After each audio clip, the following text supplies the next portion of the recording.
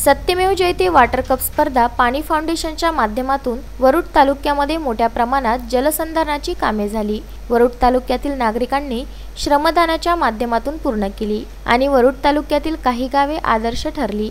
त्या आदर्श गावातील अनेक सामाजिक समस्यांचा आणि गावकऱ्यांनी केलेल्या कामाचा आढावा मोर्शी येथील वनपरिक्षेत्र अधिकारी आनंद सुरतने, जगदीश बलोदे, रवींद्र आसोले, विदर्भ मास्टर ट्रेनर सुमित गोरले, रुपेश वाळके यांनी वरुड तालुक्यातील गव्हाणकुंड येथील वॉटर कप स्पर्धेमध्ये झालेल्या कामाचा आढावा जाणून घेण्याचा प्रयत्न केला। देशातूनच नाही तर जगभरातून असंख्य लोक टीव्ही आणि इंटरनेटच्या माध्यमातून पाणी फाउंडेशन सोबत जोडल्या गेले। त्यानुसार अनेकांनी कामेही सुरू केली। अनेक स्तरांवर लोकांनी सक्रिय सहभाग घेतल्यामुळे बदल सुरू झाला, गोष्टी बदलू लागल्या।